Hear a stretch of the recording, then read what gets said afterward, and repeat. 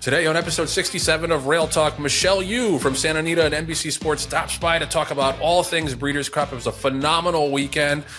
John's got merch. That's a cool little souvenir there, my friend. It's a surfboard. I think you're small enough to actually surf on that. I think I can. And actually, this was in the flowers that they sent us pre-race. So I've been actually like pretending that I can, and when I'm in my bathtub, I've been pretending to stand on it and see if I can make waves. Anyway, I didn't mean to blow your intro. I just thought it was really, really cool. Maybe you can give you like a Breeders' Cup rubber ducky to put on top of that, and then you can never leave the bathtub. Anyway, don't forget to subscribe to the show. It's election day; it's a very divided time, but we all can unite behind the idea that if you are a racing listener, a racing fan, a racing supporter in any way, subscribe on YouTube, Apple Podcasts, Spotify, Audible, wherever you get your podcasts. We appreciate every single subscriber. And by the way, I'm Joe Bianca. I'm an ownership advisor at West Point Thoroughbreds, also known as Joe Blanco. That's your stage name now, is Joe Blanco. We'll get into that a little bit later on when we talk to Michelle Yu. Jonathan Green, general manager of DJ Stable. And Joe, it was such a great week of racing, such a great week of camaraderie and getting to see our friends, people coming up to me at Del Mar and asking where you were, how you were doing, and what's going on with the show. And Joe, as a special announcement, we are going to give away 5 Breeders' Cup hats, either Nitrogen, Dream On, or Vixen hats, to people who send us their information via private message if they would like. But that way, we want to spread the wealth and give our fans some additional merch, albeit it's not show merch, like the Rail Talk mug that you have in front of you, or the superhero mug that I show on occasion here as well. But this is official licensed Breeders' Cup paraphernalia. And I hope that we get at least 5 people, and we'll send them internationally for our international listeners and subscribers as well. So go ahead and send Julia Agresta a private message, or Patty Wolf a private message, and they will make sure that gets into the right hands and that you will be able to show off just how much you love the Breeders' Cup, but more importantly, Rail Talk Podcast, episode 67, starting now.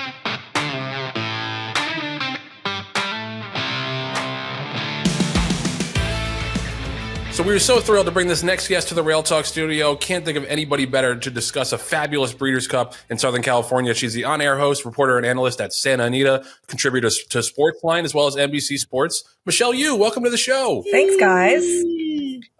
Yeah, so glad to have you. This is going to be fun. So, all right, we'll analyze the Classic, take an overview of the Classic. I got to have a little bit of a mea culpa because I spent all year talking shit about Sierra Leone, and then he wins the Classic right in my face. However, I think we also have to acknowledge that he got a dream setup in that race with a crazy fast pace. He went 44-4 for the half mile, one of the faster paces you'll ever see in the Classic. And I think, in that regard and in that light, I thought Fierceness ran a winning race. I thought he was the better horse on that day, which opens up a really interesting discussion for 3-year-old champion because they both had really good years. I think Fierceness was more brilliant at his peak. Sierra Leone was more consistent. Fierceness obviously threw in some duds along the way, but we'll get into that. I just want to hear from John and Michelle what your thoughts were on the Breeders' Cup Classic. Well, since Michelle's our guest, I'm gonna give her the floor first. Go ahead, Michelle. I mean, I feel very similarly, right? I think anyone that watched the race has to agree that Fierceness ran the best race, pressing into fractions like that. I did see, who was it? Maybe Kenny. Someone retimed the race and said it was a tick slower, still fast, but like 45 and change instead of 44 and change. So I guess you can take that into consideration, but still overall, Fierceness ran the better race. You don't press into fractions like that and then hang around. And it looked like Sierra Leone was going to go right on by, and Fierceness dug back in, which is something that we saw from him in the Traverse Stakes, right? So if you watched him earlier on, you know that he was good, but he was also really finicky. And I think coming into this race, either Todd figured him out or he just figured himself out just from a mental standpoint. He looked like a bigger, better version of what we had seen earlier. And I thought it was really interesting. Mike Rapoli told me the morning before the race that he's really a late blooming 3-year-old, despite the fact that he was a juvenile champion. And when you watch his races at the end of the year, you can absolutely validate that. So while Sierra Leone ran a banger of a race, and I feel like we always knew he had it in him. I don't know, is it too little, too late? Like, I know he won on the biggest day, but he also got like the dreamiest setup, and he's never gotten that before. Whereas Fierceness really showed that he's a legitimate high-hearted racehorse here, in my opinion. Right. And I think you have to look at a couple of things. Number one is that the race set up perfectly for Sierra Leone. And Michelle, Joe and I have been talking about, Sierra Leone in the Travers. I liked him. Joe didn't. I was wrong. He finished, third because things didn't set up for him. In the Jim Dandy, we've talked about it. But Sierra Leone was the favorite 5 out of 6 races this year. 5 out of 6 times the betting public had him down as the horse to beat in a race. And he only won the Bluegrass out of that group. So, it really is kind of like he was supposed to win some of these other races and just for whatever reason didn't have his A game. The races didn't set up properly, but this race set up perfectly for him. The pace collapsed other than Fierceness in those fast fractions. And then you look at Fierceness and Joe, I appreciate you saying you took a mea culpa on Sierra Leone. I need to do the same thing on Fierceness because I kept saying he's inconsistent. But if you look just at his 3-year-old year, the only clunker that he ran was the Kentucky Derby. He won the Travers, he won the Jim Dandy, he killed him in the Florida Derby, and the Holy Bull was his first race as a 3-year-old coming off a little bit of a layoff. And it's not that we ran Hades in that race. It's not that Hades is head and shoulders better or even in the same atmosphere as Fierceness. But that day, it just set up well for him. But if you take out the Derby and you look at Fierceness's line, it's really, really solid. I mean, it's really good. And again, he was always in the mix from the betting public, but he was never really the favorite in the majority of these races. So I think everything worked out perfectly for Sierra Leone. I think the fact that City of Troy did not like dirt 1 iota, that set things up for both of them. Whoa. What? I still don't think he disliked dirt. I think he didn't like the kickback. Well, okay. Dirt. What are they kicking back in his face? Yeah, I think dirt. if he had for some reason broken sharp and gotten good clean position, yep. I don't think he would have spit the bit so bad. I think he But that's part of dirt racing. That's true. But when you say a turf horse doesn't like dirt, I think it automatically means that there's oh gosh, I hate it like this. Right. And I don't think even when he was running behind, he never looked uncomfortable. You know what I mean? Sorry. Yeah, okay.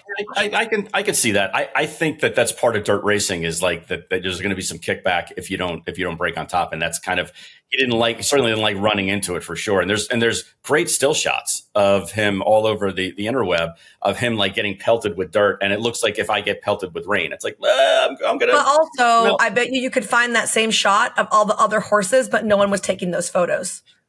Good point. There could be photos of Next, or you know what I mean, looking the same way. Yep. Although Next was so far out that he was clean. He came back white. He was clean, exactly.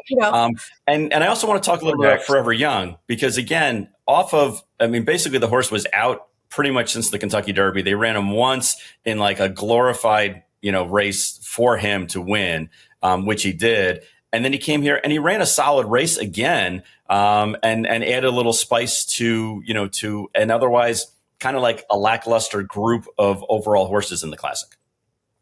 I want to follow up on that thought just because I feel like the Japanese horses overall were a pretty big disappointment. Yeah. I know a couple of them ran well. They ran 2-3 in the turf, but they had a lot of short prices in other races that kind of didn't lift a hoof. So, it might be 2 steps forward, 1 step back kind of thing because they've obviously come over and run really well and outrun their odds in previous years. So maybe next year will be different. One of the things that I like about the top 2 in the Classic is they're going to be back supposedly as 4-year-olds. Yes. And this is something we lament on this show and throughout the industry is that we don't have a robust older handicap division because these horses retire as 3-year-olds. And I love that it sounds like these 2 are going to come back and renew their rivalry on the track in 2025.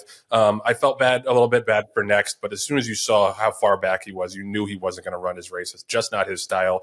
But let's spin it forward to the 3-year-old discussion because there really is no clear-cut answer. And, there's some other, I think there are some other divisions that we'll get into. Maybe Horse of the Year might even be one of them where nobody really knocks your socks off. Somebody just has to win.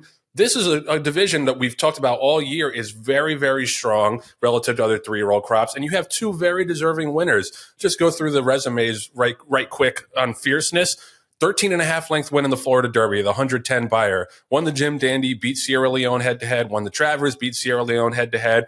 third in the Holy Bowl, obviously was awful in the Derby, finished 15th, lost to Sierra Leone. Sierra Leone has run 7 times. He hasn't been off the board, so he's been consistent. He won the Risen Star, he won the Bluegrass, he was second by a nose in the Derby, might have been best, was third in the Belmont, second in the Jim Dandy, third in the Travers. So to me, it's all about what you value. You value brilliance or you value consistency. Because if you value brilliance, I think fierceness is the choice. But if you value a horse that shows up every single time in big spots, I think the right choice is Sierra Leone. I went into this thinking Sierra Leone was a little bit overrated. I've been swayed. I think the fact that he shows up every single time and that he beat Fierceness head-to-head, even though Fierceness had a tougher trip, I would lean towards him. I'm curious, Michelle and John, who you would vote for.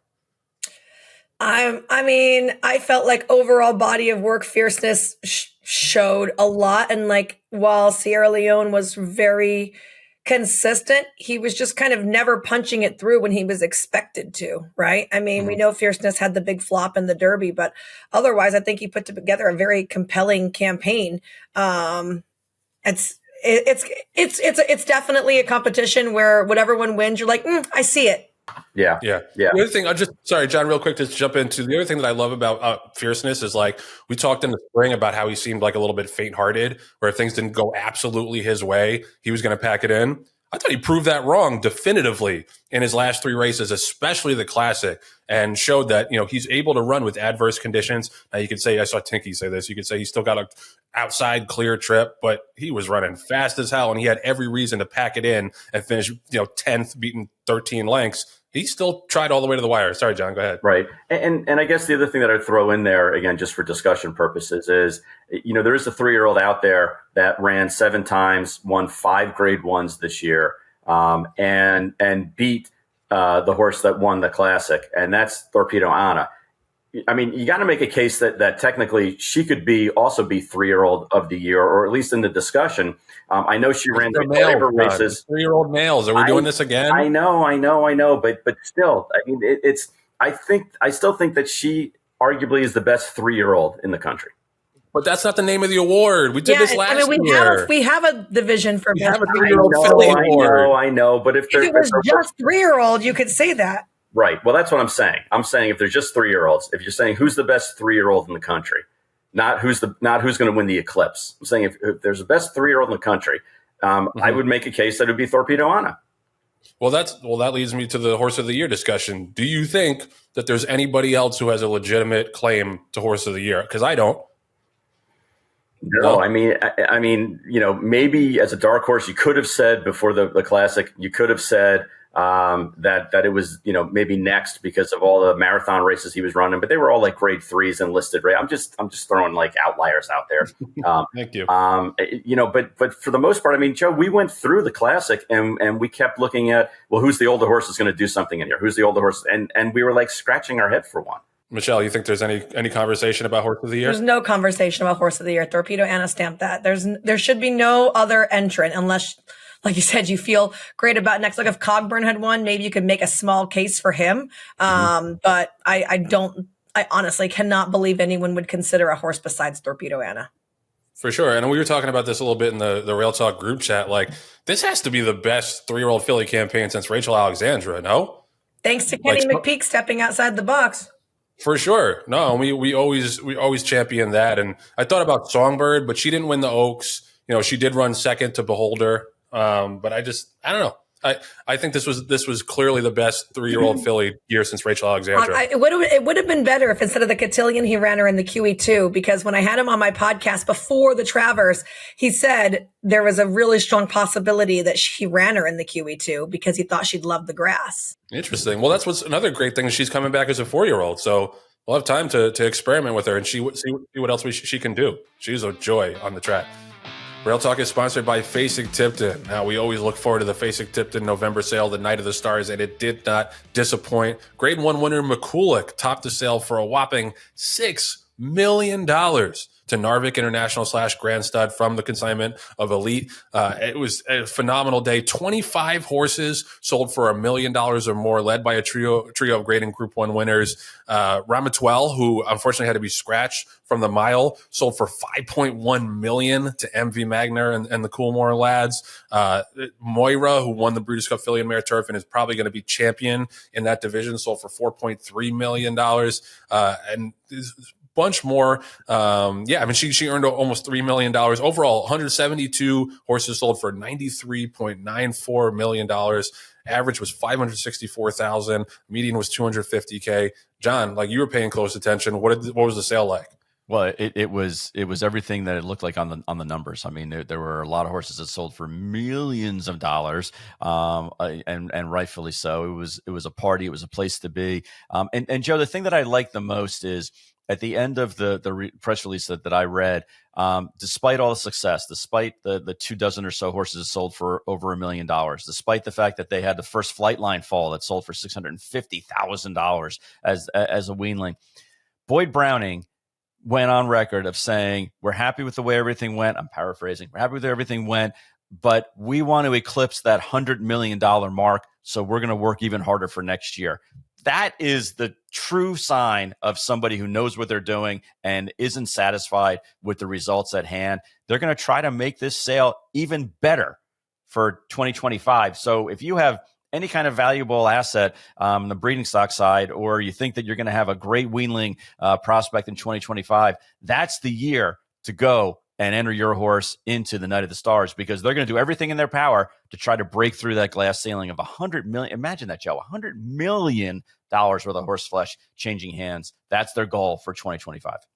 A little plebeian Brooklynite like me can't even fathom that number, but I have full confidence they're going to break that. They're going to break through that glass ceiling, because you just look at the Saratoga sale, the New York bred sale, the digital sales, the way that these continue to grow in just in importance, but also in revenue and horses changing hands. It's been very, very impressive to watch. And not just on that note, the December digital sale is available for horses to bid on for 2025 on the racetrack, December 5th through the 10th. Entries are open until November 20th. It's really cool to see, like, when I'm handicapping the past performances, see horses with that FTD like sale tag that are now racing like a couple of weeks later. That's a really unique opportunity too. So Fasig-'s got it covered, from the broodmares to the weanlings down to the horses of racing age. Just stay on top of what they're doing, because they're at the forefront of every single sector of the sales business. Fasig-Tipton.com. Learn all about it.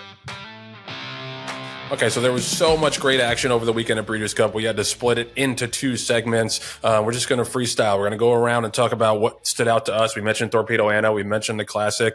I gotta take a little heat here, because I said Cogburn was the fastest horse in the world and was the biggest lock of the weekend. And it's not like he got fried by a bunch of horses going at him early. Like, he had a clear lead and dropped the anchor. So apparently I needed that race to be 4 furlongs instead of 5 furlongs. So that kind of screwed things up a little bit for me. Another horse I wanted to mention, maybe we can throw up the shot of Jose Ortiz wearing the Rail Talk pants aboard Nitrogen, running 3rd in the Juvenile Fillies Turf. That was such a great tip John gave, by the way. Told me Nitrogen. And so really? I told my friend, was like, I need one long shot that's going to like do good. And I was like, Nitrogen.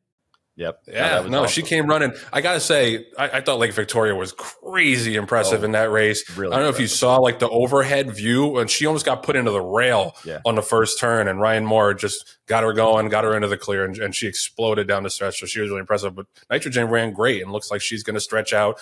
I think Moira now is pretty clearly the champion turf female. I know it's like not a great division, but she ran awesome. The other horse I wanted to mention, I don't want to take anybody else's thunder, Straight No Chaser, I thought was really good in the sprint, not necessarily because it was the fastest Breeders' Cup sprint you're ever going to see, but the way he was able to do it, to be able to sit off the lead and make a run into the pace when before he had just been a one-dimensional speed horse. Thought he was really good too. Michelle, what else stood out to you about Breeders' Cup weekend? Well, leading up to Breeders' Cup, I was all in on Full Serrano. Like, I told everybody that would possibly listen that I love that horse. I mean, I must have done 78 podcasts, and I was like, my best bet of the weekend was Full Serrano. And he made me wait it out till like the end of the day. And I was just tickled watching him come for home. I'm like, look, I was so selfishly that really in enveloped. That's all why of you're my here. That's actually why you're here, Gosh, Michelle. he Because cost of me the that pick pick. 4. Why couldn't we have Michelle on last week? He cost me the pick 4. Good Oh for you. my gosh. Loved him. So I was tickled to see him do so well. I thought that was really smart of Jon in a year that the classic was a little like lacking in a headliner. He really could have gone in there. And I just think that him turning back to Dirt Mile was so smart and so effective. And look, we've seen good horses come out of the Dirt Mile. Accelerate did the same thing. We saw Gunrunner come out of the Dirt Mile, right? I mean, and go on to the classic. So it could just be like the perfect stepping stone for him. So I was really, really tickled with that. I was really disappointed in Notable Speech. He was my other lock, and obviously he didn't come through. I knew I wanted to beat Cogbird in the turf sprint, so I was okay with that. I actually hit that exacta only because I have to give Jeff Stafford credit. I was literally walking through the FanDuel trailer, and someone asked her who she really liked in that race, and she's like, I really like Stardust and da-da-da-da-da. And I was like, okay, I didn't use Starlust, but now I feel like because I heard that, if I don't, I'll hit myself. So I put Starlust on every ticket. And so that ended up being like a really great thing too. So it was all selfish gambling, really highlights for me. That's what we're all about. Fit in perfectly on this show. That's all I talk about. Being selfish is the way to go. That's definitely, you got to self promote. Can you believe I didn't use Rebels Romance though? No, what was up with that? I did not use Rebels Romance. I was like, oh my gosh, I'm so dumb. He's only a $10 million earner, a 6-time Group 1 winner. I know. I've seen him in like 3 countries and I just didn't use him. I'm Right. so stupid. I got suckered into the Japanese horse. We all did. Well, that actually, one of the things I wrote down like a good and a bad list, and on the bad side, it was like Japanese horses didn't show up except for Forever Young, and we all got suckered into that because of how well they've been doing of late. Importing here and running well in the big races. I felt really bad for East Avenue. Broke on his head and just never really had a chance. And I think it's set up perfectly for Citizen Bowl, accordingly, because there was just nobody else. The pace was so slow. So slow. You guys, Baffert horses work faster than 112 in the morning. Right. When Baffert's up there, 112, you're like, sayonara. I know. Right. I felt bad. I mean, that horse was really, really priming for a good but wait, but how about neither John His Way nor Chancellor McPatrick lifted a foot either? No. Like that was such a weird race. No. Well, they were like Michelle was saying, they were like City of Troy when they were getting dirt in their face. They were like, they didn't want this. Yeah. It wasn't like the collagen mix that you use, Michelle, that you put on your face. It was actually pelting with. I don't put it on my face. I ingest it. It's better to ingest. Okay, all right, that's why. Okay? Because collagen actually doesn't soak into your skin. It doesn't like permeate. It just sits on top. So you want to take collagen. We're full service. I've been doing it the wrong way all these years. I've been trying to put it on, and yet you're still glowing. Well, thank you. I think that NBC did a crappy job overall. I thought that Eddie Olachek's picks were terrible. And it was he was just embarrassing so. It took almost to the end for him to like win a race. Having to change channels every 2.5 hours was very annoying. And like, I understand if you don't want it to be on the main circuit because you have, college football scheduling issues, but they changed. It was on like 3 different channels, and like every 2 hours they're like, okay, that's it for for NBC. Now go to Peacock. Okay, that's it for Peacock. Now go to the Oshkosh Bagosh station that maybe some of you might not have. And we were like ushered into oblivion at that point. So those are all things that I thought was bad. Michelle, back me up on this. The old man take. Thursday night dinner that is usually like the really fun thing to have. The food was terrible, and we're going to show Joe. We're going to show photos. So it was kind of like the theme was Cirque du Soleil. The theme was Wild Wonderland. Wild Wonderland, like Cirque du Soleil and 80s acid jeans and food on a stick. And it was like, Michelle goes, she texted me, where are you? And I'm like, oh, I'm by the pool with the dancers there. And there were like 3 dancers in swimsuits that were in like the shallow end of the pool dancing. And then the song would be over and they would put one of them in like a bubble, like literally a bubble, and like push her across the pool. And she would be like doing these weird moves across the pool. And there was like 3 Thriller dancers, at one point. Oh, I did that, by the way. I think there's video of me. I got up and did the Thriller dance. Yep. Thank God you did, because you schooled them. You showed them how to do it, old style. No, wait. I think John's being a little mean. The party was beautiful at Look, a really nice location. Okay, It was so let me go to outside. It was set up really stunning. Like if you went to this party or this wedding or whatever kind of event it was, you would have been like, wow, they spent a lot of money making something nice. It was. The food was a disappointment because it has always been a taste of the world party where they have all these chefs from around the nation setting up all this food. And I literally think there were 3 things to eat. I think there was a candy bar, there was like lamb chops on a grill, and there was a pizza station that did like wood-fired pizzas, but they're making them, individually. And so the line was like, was around all the corner. The way around. And there was meat on a stick. Good. And there was meat on a stick. Yeah. See, so like if you think, shit, I was hoping to get great food because Taste of the World is always great. Yeah. Obviously, you were in for a major disappointment. If you saw it said call to post and not Taste of the World, and you were like, there might not be food there, and you ate beforehand, you were okay. You were okay, yeah, because the booze was good apparently. But yeah, it was more, Joe. It was more of a like the bar has been so high for so many years, and then this one was a little bit of a letdown. But on the positive side, the venue was great, the weather was great. There were competitive races all the way through. I really like the fact that there were 6 trainers that won Breeders' Cup races for the first time. I think that's great for the sport. I think that's really important for the industry, that it's not the same old mega trainers that are winning all the races. And I was surprised that Kenny McPeak was one of the 6 trainers that won a Breeders' Cup for the first time. I would have lost that bet if you had said, has Kenny McPeak, what's the over under on number of Breeders' Cup races Kenny McPeak has won? I would have said it's over 1. And he hadn't. That was the first one with Thorpedo Anna. So I thought that was really cool as far as spreading the risk out a little bit and not spreading the risk, spreading the love out a little bit and making sure some of these new trainers go and hit the winner's circle, including, Joe, your girl, Cherie DeVoe. Yeah, no, that was, I mean, he's such a beautiful horse too, more than looks. He is stunning to look at. I was really happy for her, and she's had such a great year. Like it was disappointing when Vava didn't run well in the filly and mare sprint, but I figured Cherie's got a couple other live shots. She would eventually get a dub, and another great ride by Jose Ortiz. Irad got blanked. Yeah, Irad did not have a winner, but Jose rode really well, and my guy Flavor Flav locked up the Eclipse Award. He did, and we're going to try to have him on the show like in the next week or two to talk about that, because again, I'm the one who told him to go out east. Yes, he listened to you. You're the one that killed California racing by sending Flavien Prat away.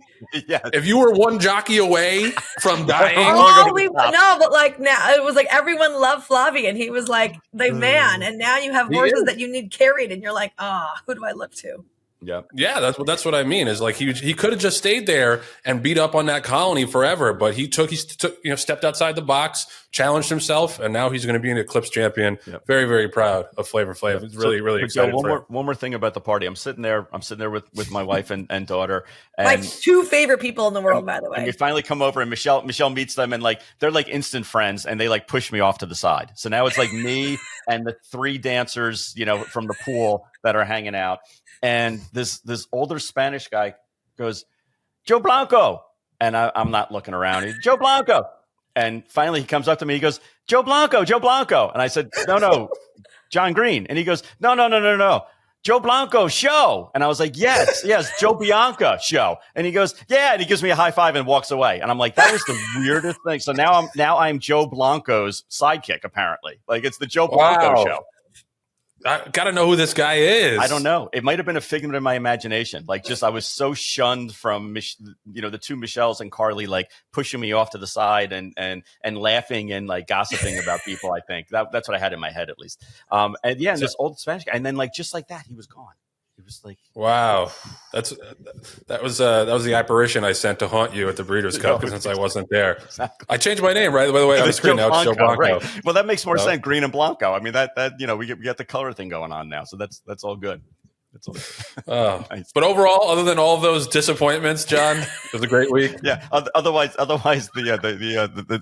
play was really good, Mrs. Lincoln. Yes. No, I had so much fun. Like it was a lot of fun. The racing was great. I thought. I think Delmar did a very, very nice job as far as laying things out and making. Are you happy or not happy it comes back there next year? I personally like it when it's California, Kentucky, and I like it not only because I'm an East Coast guy, but also when you have to hump all the way back to get to the Night of the Stars and the breeding stock sale.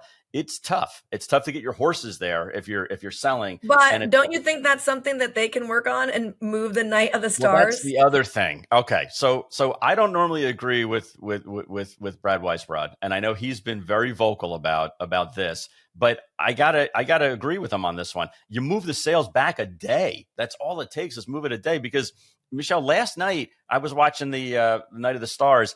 And I want to say, maybe I'm exaggerating a little bit, but like 15 of the first 25 weanlings that went through the ring were RNA'd.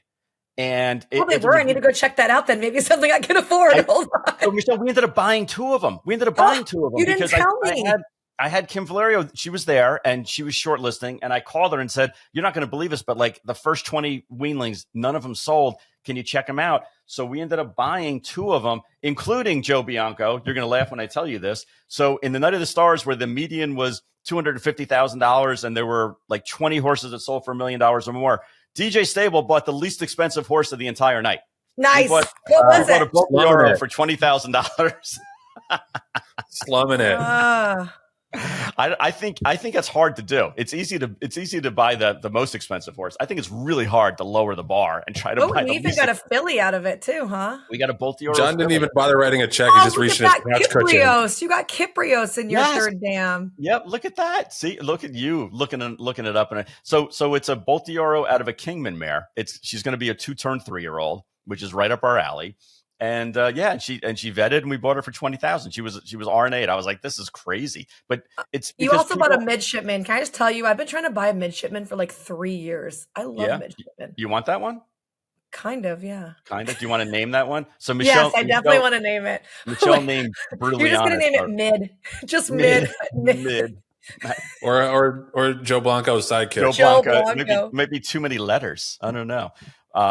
But yeah, so I think that there's definitely, look, for me to say to Fasig or Keeneland, you should change your dates, just they're not going to listen to me. But is there a reason why it's so early? Is it just like tradition? Well, I think didn't it used to be on Sunday and then they moved it back to Monday? I think because Keeneland controls those dates, and then Fasig kind of has to like shoehorn their Night of the Stars in the night before whatever the first day. And I'm guessing, but I think Keeneland probably said, "Oh, we're gonna really like turn the screws and we're gonna make it so our sale is on Tuesday, so they don't have an option other than to sell on Monday." Can't we all just get along? Did you not look at the Golden Pal? Was there something wrong with her? No, we did look at the Golden Pal, the RNA'd for 90? For 90. I sent Kim back there and they had already moved. It was like an hour and a half later. They'd already moved the horse. They were so pissed they'd moved the horse back to their farm. Yeah, so we didn't get a chance to look at that one. But no, there was that one. There was like a Vacoma that was an RNA for 35 that ended up selling for 30 privately, post sale, I guess. So yeah, there were a lot of nuggets to be mined early on if you were paying attention, for sure. Rail Talk is sponsored by the Green Group, the #1 accounting firm in the horse business. No other CPA firm knows the horse industry like they do. Len and DJ have got over 200 horses. And shout out to you guys for a couple of really nice runs in the Breeders' Cup. We mentioned Nitrogen, but I thought Dream On also ran very big, just maybe a 16th too far considering that pace. But congratulations to you guys. Thank you. Yeah. We were so proud and so happy for y'all. And there's no like, it's not a mistake. It's not an accident that Len and DJ are in these big spots over and over again. It's because they do this. They do this and do accounting 100% of the time. So if you're in the horse business and you want to save money and save taxes, Len and the Green Group are the way to go. Special offer for listeners of Rail Talk, complimentary, confidential, half-hour consultation, guaranteeing you'll get value. Call Len up at what's that number, Michael? 732-63-4-5100. Green Group. Oh man, what a classic too. It's phenomenal. Yep. Call them up at that number or go to greenco.com. But you don't have to take it from me. Take it from this satisfied customer, Fasig-Tipton's Thorpedo Anna sites. Mr. Green does my personal taxes, all of my husband, my syndicates. It's all about the girls' taxes. We do a lot at Fasig-Tipton with him, but also a lot personally with him. We had used several different accountants, and our syndicates had grown, and we had a lot of different partners, and they got pretty complicated, and it was stressful. And Mr. Green is so easy to work with, and he said, "Why aren't you using the Green Group?" And so we were like, that's a good point. So we thought it would probably be really beneficial to have an accountant living here in Kentucky, and we didn't realize they could live in New Jersey and it was no problem. So he's got a really good team. They're very good at communicating, and they're really good at get all the information to them. They get everything back to us that we need. One thing that's been really helpful for us is Lynn really gets the horse industry because he owns and breeds and sells and races horses. So he knows all the ins and outs of the racing world, but also how that pertains to the taxes. So that was a big reason we wanted to start using the Green Group, because with all that equine experience, it really helped us to know when we could save money and all the tricks that we could be doing that we probably weren't doing before. So it was a no-brainer to switch to the Green Group. So call up Len and the Green Group at 732-634-5100 to go to greencode.com. Do it before year's end so he can prove to you that he'll save you taxes for 2025. They've done it for so many in this industry, and they can do it for you. All right, so I wanted to get some breaking news into the show, so it's not all Breeders' Cup. This is something that, I think has a potential to have a long-standing effect going forward. And even in retrospect, I'm reading from the press release here, following a resolution proposed by HISA's Horsemen's Advisory Group, which was also supported by the Dormant's Horsemen Association, blah, blah, blah, blah.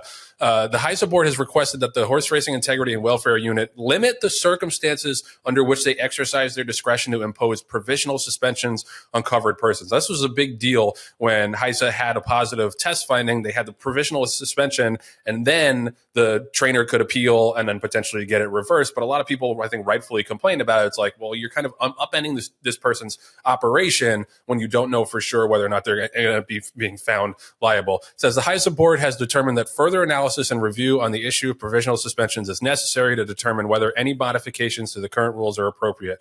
While this review takes place, the HISA board requests that HIWU impose provisional suspensions only under circumstances where, one, a covered person has more than one horse test positive for the same banned substance. Two, a barn search leads to the discovery of the same banned substance for which the covered person is being charged under the ADMC program. And or three, the alleged violation presents a substantial risk to the integrity of racing and or the welfare of horses. That's the one that's a little vague. Consequently, all provisional suspensions that do not fall within any of these defined categories will be lifted today. That was yesterday, November 4th. So I think this is a pretty substantial adjustment to the rules. And I think a just one, because one of the big issues, and I'm going to toss it to Michelle because she knows way more about this than me, but one of the big issues just from the outside was that contamination can trigger a positive test at any time, anywhere. And if there isn't substantial evidence behind it that suggests that this was an intentional attempt to cheat, then it really doesn't make sense to throw a person's entire operation into disarray because of that one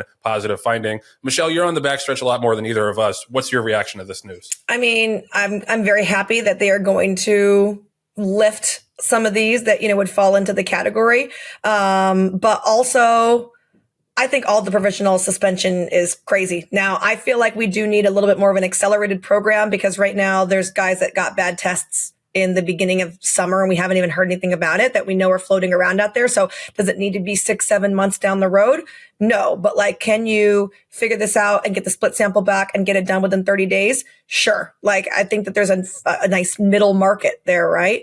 But this, the last little tidbit right there is basically just an umbrella for anything that they want to say is nefarious, right? If it would validate the, integrity of the sport. So you could really say anything would do that. So that just kind of gives them the leeway to extend that arm wherever they want it.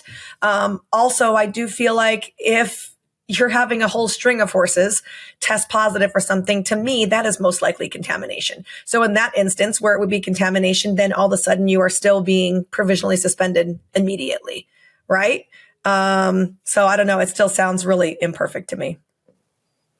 John? I think that there's two things going on here. Number one is that HISA heard, that there was an issue or issues with the law of the land, and they're making updates and changes to try to accommodate for that. So in that sense, it's a very, very good thing. I think they're also looking at their own rules and how they're being enforced. And they're looking at it from a political standpoint and saying, how can we avoid spending the next couple of years in lawsuits and in legal fights when we really should be moving forward with some kind of a unified rulemaking process and testing investigative arm, instead of like going to this lower court, this Supreme Court, and spending millions and millions of dollars on both sides. Whether it's HISA spending the money and or the National Association spending money to try to fight it. There's a lot of time and energy and resources that are being put towards attorneys and not towards the focus of what we're trying to accomplish, which is to try to make the game safer and more on a more even playing field, on fairer playing field.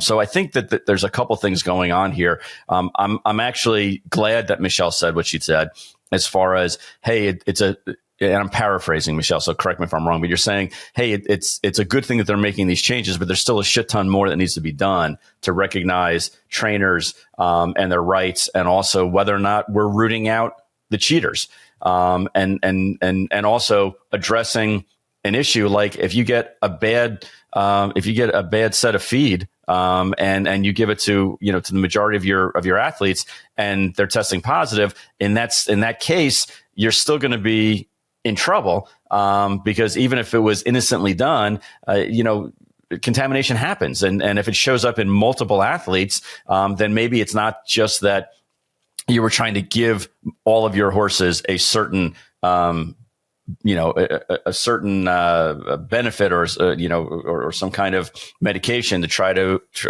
make it faster or better. But it just, shit happens. And unfortunately you got, contaminated across the board. So am I hearing you say that right, Michelle? Is that basically what you're saying?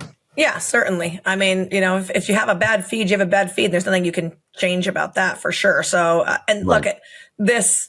Like when they say, okay, if we go into your barn and we find something, right now, Mike Pipey's sitting on the sidelines, because they searched his barn and they found a jar of something old that had fallen behind, cabinet that had been given and labeled and had a prescription and everything. And it was like obviously hidden away on the floor, like covered in dust.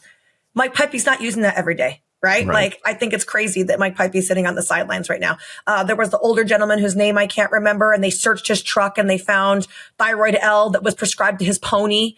And, he lost all his horses and he was sent away and didn't have the money to fight. And, they're borrowing money to even survive because we took away his whole livelihood over this. Like, there has to be at some point where you're being logical and you're like, hey, this was either an accident or an oversight. This guy is not taking his pony's one little jar of thyroid L and dosing his whole barn with it, right? He wins at 4%. So come on, that's not happening.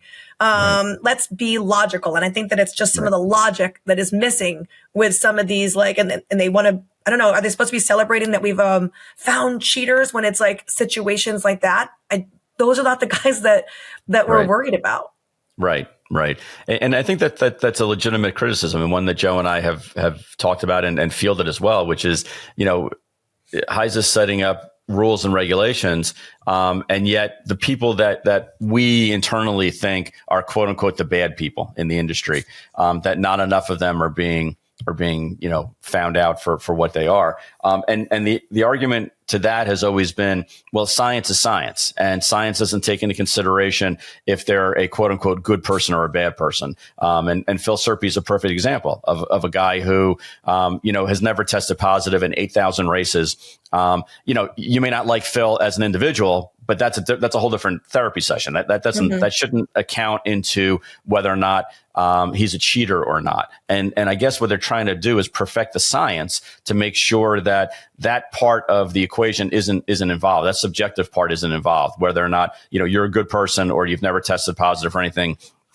I think unfortunately, just the people who are cheating are more advanced than the testing at this point. Is no one else concerned that Jason Service said, here's what I used, this is how much I gave, and this is exactly what it is, and we have horses that have run in his blood and we can't find it? Is that not shouldn't we be dumping money into that instead of worrying about who has an old thyroid L in their car or something like that? He was pre-HISA, so I give HISA a little bit of a pass, but overall I think that we're still all searching for he might be pre-HISA, but they still have the information. They still have all the stuff. You're telling me HISA can't go in and get it and You know what I mean? Yeah. Do you So think I'm just saying, people still using if the service SF-1 had that pamphlet? and we know about it, and it's in this vial, and we know what it Right. is, and Right. we're still not finding what's in this vial in any horse, Right. like. Do you still think trainers are using that, the SFG 1000? Do you think? I mean, I personally think it's other stuff. I think it's still, and you tell me from a protocol standpoint, there are people in Florida who take their horses off the grounds and allegedly, do what they're going to do with them on training facilities and then bring them back. Or they're out in the tents and maybe there's not as much.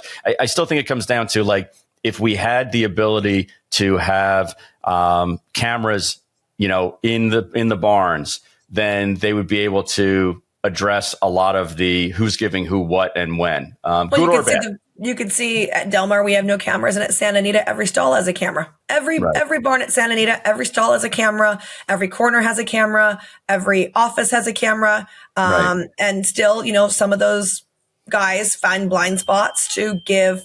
I'm not saying anything illegal, but illegal for HISA, right? Because you can't give anything within 24 hours, but they might be given an electrolyte paste or, something for tying up that is technically illegal. And, they're giving it. Right. So I think also the question is whether provisional suspensions, I think this is what Michelle was getting at too, whether provisional suspensions make sense in any context. And I think the thing that was trying to ward off was the old system where everything took forever to adjudicate. A guy would get popped for a substance, and a year later, you still would not have a decision. And God knows what he's given all these other horses along the way while that's going through the system. Right. I think the idea of a provisional suspension was to avoid that. But if we can, we can expedite the process, then maybe you don't need a provisional suspension. If you can get like a result one way or another within 30 to 60 days, then that's good enough. And we don't need to, take someone's horses away, just because of a positive test. I think that's kind of where we need to be. Yeah. I agree. Yep. And basically put them out of business before they even have a chance to prove themselves. So when we moved to Del Mar this summer, we have 40 horses. We moved them to Del Mar. I was unloading horses, and the driver of the van got off and went into a stall and was peeing in the stall. And I ran over to him. I was like, hey, what are you doing? You can't pee in my stalls. And he told me, mind your own business. I'm like, you don't understand. This is my business. You're peeing in my horse's stall. And we had like an altercation. We are literally in a barn with 2 bathrooms also. So I was really pissed. And so I told our grooms, like, don't put a horse in there. I closed off the stall, and it came back that the other guy who we generally deal with when we're shipping told me that guy is a diabetic. He is on metformin. They're actually really good friends. So I made a complaint to the van company. That is something that if I wasn't standing right there, we would not have known. A 2-year-old was slated to go into that stall. So what happens? That 2-year-old ran at Del Mar and he got tested positive for metformin. A, we would have been suspended. And B, we would have had no idea where it came from. And then we would have tested all of our grooms, and none of them would have come back for it. Right. So then we would have been really screwed. Yeah. So I am super fortunate that I was right there. But something like that is so petrifying. To me, right? Unbelievably petrifying. We have a couple owners that are on metformin, and I'm like, hey, if your horse is entered, you can't touch your horse. Right. End of story. Yeah, exactly. And I guess if they had cameras in the stalls at Del Mar, you'd be able to at least point to that. Go back. Yeah, exactly. But in the meantime, the damage is done at that point. If you were suspended. Yeah. Yep, or exactly. And then your reputation. We're not rich by any means, so we're not going to be able to sit here and be like, hey, we're going to fight all of this, right? Ryan doesn't even have an assistant. Right. So we couldn't even put our horses in our assistant's name like other trainers can. You know what I mean? It would be a huge disruption on something that was completely outside of our control. Right. Yeah. All right, that was a great show. Michelle Yu, thank you so much for coming on and joining us and giving us your Breeders' Cup tidbits and all of your thoughts about the state of the industry as a whole. You are a great third host. Oh, you're so welcome. I'm glad that you enjoyed it. You are welcome back anytime, even in place of my sidekick, maybe at some point. You can catch Michelle on the Santa Anita broadcast. You can catch her on NBC Sports. She's a contributor for Sportsline. She's the Michelle Yu on Twitter. Great talking to you. Thanks, guys. Thanks, my swifty hands. Beautiful. Real Talk is sponsored by TaylorMade. You had to imagine that TaylorMade was going to be involved at the high end at the Fasig-Tipton November sale last night, and they were. Denim and Pearls sold for $2.8 million to Spendthrift Farm from the TaylorMade consignment. So congratulations to TaylorMade and the clients. And John, one thing that TaylorMade does really well is keep you posted, give you content on the horses that are on their farm, that are on their that are about to sell. Tell us about it. Yeah, Joe, for years we've been getting photos of our mares and foals. It used to be where every month in the bill they would send you Polaroids with the name of the foal and who you were looking at. And then, when times changed, they started updating it, and now they upload photos on a monthly basis, so you can actually see how your horses are developing, how they're growing. It's almost like when you have a kid and you're like, this is the kindergarten picture, this is what they look like in first grade, this is them with their missing teeth in second grade, and then fast forward to this is them winning championships in eighth grade in high school. So it's really, really cool to have that. It's a snapshot of your horses, and you get an idea of how they look in the flesh, whether or not they're dappled out. If there's confirmation concerns that you have, you can talk to your manager about what's going on there. So they've always been in the loop and on the forefront of giving you information and updating you on a regular basis. And Joe, I want to mention also that when we were out in Del Mar, I was standing in the paddock, waiting for the juvenile turf filly race to go. And the race that was running at the time was the juvenile filly race. And I'm standing right next to Mark Taylor and rooting on, because Vodka with a Twist, who Medallion bought a majority piece of, ran second in that race. And it was really exciting to build off that energy of what they're doing with Medallion. So TaylorMade across the board, whether you want to be in a racing partnership with Medallion, whether or not you want to, board your mares and have them give you some insight as to whom to breed. They have the stallions there, as we talk about all the time, and they're just A+ across all boards. And I think they excel in the selling of horses as well. And that's really what we've used them for the majority of our 3+ decade relationship with them. But I can't say enough about the Taylor brothers, about the next generation that's being developed. They're kids that are taking substantial roles and positions within the organization. And I just couldn't be happier with the way that they handle us, our clients, and our friends. It's as if that person is their top client. All right, so that's going to do it for episode 67 of Rail Talk. That was a great one. Thank you to Michelle Yu for stopping by. Like I said, would have her back anytime as a third host or even a second host. She was great and just has such a great viewpoint on a variety of industry issues. It's great to talk Breeders' Cup with her. Shout out to Andrew Stewart as well, our homie from Arian Pedigrees. You should go to arian.co.nz if you need any kind of pedigree info. And you're starting to do Derby future bets. Who's going to go 1.25 miles? There's going to be some Euro interest from the Pegasus. There's plenty of pedigree info to be had at arion.co.nz. Andrew sent us those pedigrees that we popped up on the screen for Sierra Leone and Nitrogen. So shout out to him and the team at Arian. Thank you to our producer, Patty Wolf. Our associate producers, Julia Gresta and Nathan Wilkinson. Thank you to Jon Green. As always, really happy that your horses ran so well over the weekend. Looking forward to what they do as 3-year-olds in 2025. Shout out to the sponsors. Shout out to you for tuning in. Stay safe out there. We'll see you next week back here on Rail Talk.